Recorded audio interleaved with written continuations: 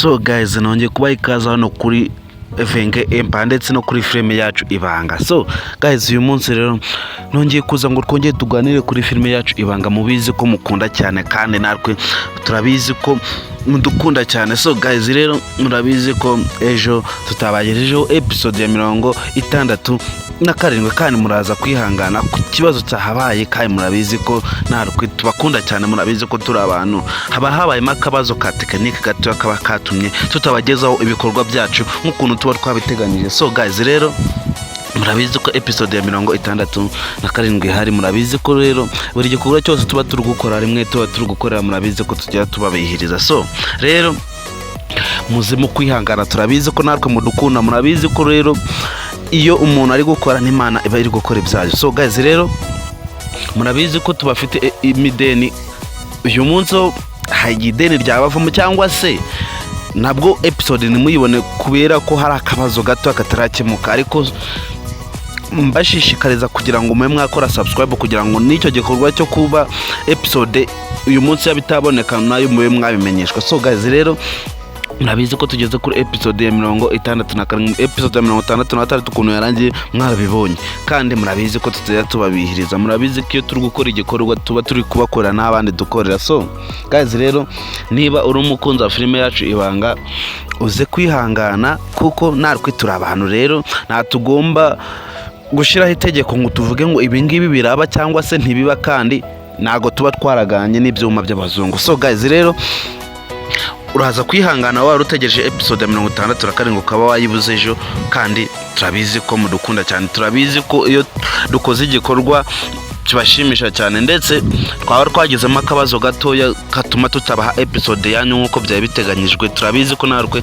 mu kwihanganira cyane. So guys, rero episode ya 67 murabizi ko rero tugezeho, kandi murabizi ko mugomba kuyibona byanga byakunda cyangwa se mukayibona ejo bitewe n'ukuntu uyu munsi buragira saa 7 bimeze. So guys, rero ni uri umukunzi wa Miss Nyambo muri rusange, ndetse ukaba uri umukunzi wa filime yacu Ibanga, ukaba utarakora subscribe hano kuri Venke Empire, ndetse ukari wanasharinga kuri bagenzi bawe bose ngo nawe bajye babasha kwibonera ibikorwa byacu nk'uko bisanzwe, nagushishikariza kugira ngo ube wakora subscribe kugira ngo nawe ube waba umunyamuryango wa filime yacu Ibanga ndetse na Miss Nyambo muri rusange. So guys, rero niba warakoze subscribe hano kuri Venke Empire, ndagushimira kuko uri umuntu w'intwari cyane, ndetse wanahisemo neza ko warahisemo gukora subscribe hano kuri Venke Empire, kuko aha honyine niho wakura ibikorwa bizima kandi bifataka. Niho honyine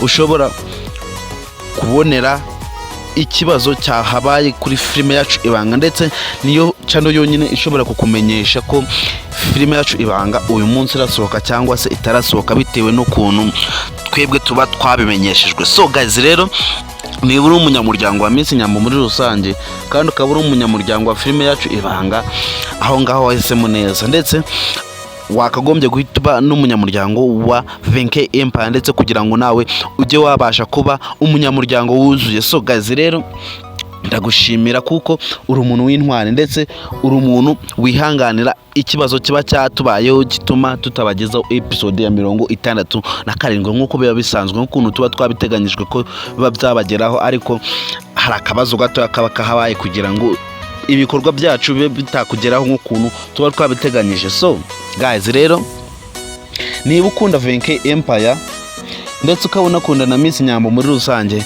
ndetse ukabona kunda na filime yacu Ibanga, ndetse ukabona kunda na filime yacu My Heart ica kuri Kuraman Empire. So guys, rero usabwa kuba wawe umunyamuryango wa Venke Empire kugira ngo natwe tube twabasha kugira ngo ibikorwa byose dukoze tuze tumenya ko turi gukorera abantu bahari, tuze tukora ibikorwa tumenya ko niba dukoze igikorwa atari twebwe turakirebera. So guys, rero murabizi ko tubakunda cyane, kandi natwe turabizi ko mudukunda. Turabizi ko natwe icyo igikorwa cyose tuba turi gukora ari mwebwe tuba turi gukorera, kandi namwe murabizi ko iyo dukoze ikintu ari mwebwe tuba duteganyijwe kugira ngo mube mwakireba, kuko ntago umuntu umwe yikorera igikorwa ngakirebe. So guys, rero kuntu natwe tuba turi abanyamuryango wa Miss Nyambo na filime yacu Ibanga ngo ari twebwe tuyirebera, usibye mwebwe tuba twabiteganyije ngo mubirebe. So guys rero murabizi ko tubakunda cyane kandi murabizi ko muri abantu b'intwari,